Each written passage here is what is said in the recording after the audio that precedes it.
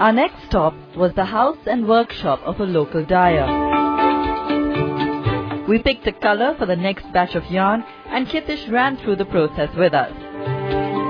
Looking at the basic conditions around us, I asked Kitish if he ever tried to get funding so he could scale up the business faster.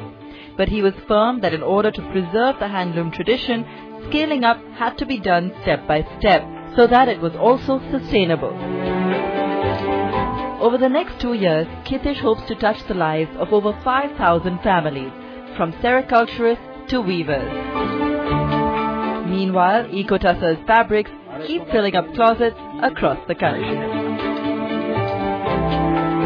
It's a really classic example of an agricultural or rural-based business that is looking at establishing a very viable, scalable and impactful model. They work directly with producer group, which means that their social impact is really high. They are still in fairly early stages, despite having been in existence for a long time. They are still in early stages of setting up a profitable business model, and Sankalp Forum can really help provide them that. They get access to mentoring facilities, they get access to training, they get access to marketing advice, they get access to specialists and experts from the space who can really work with them on making their business more sustainable, work with them on the business plan and financial plan, and eventually when the company is ready for scaling up, can help them with debt funding and financing and equity financing. How do you manage to stay true to the original mission behind the company? How do you not manage to get swayed by the entire concept of earning more money and becoming even more profitable? Yeah, sometimes the temptations are there. Yes.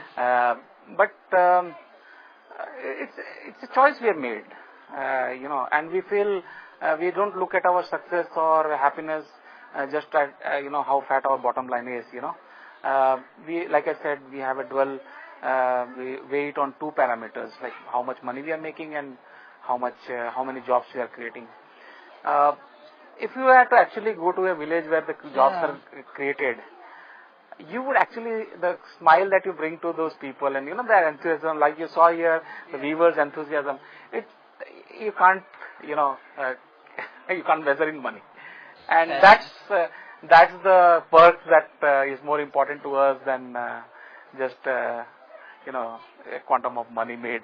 But yes, from the word go, being profitable was not compromisable, because otherwise we would not be sustainable. Okay. Grants, first up to 2000 we had grant money for building the operation.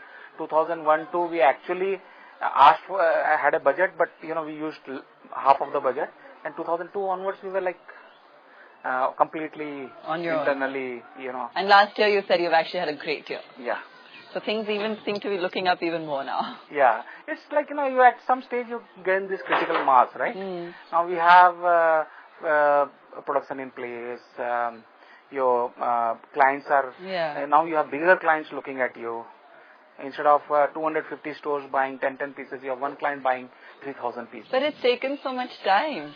And that's why I'm just amazed at your patience.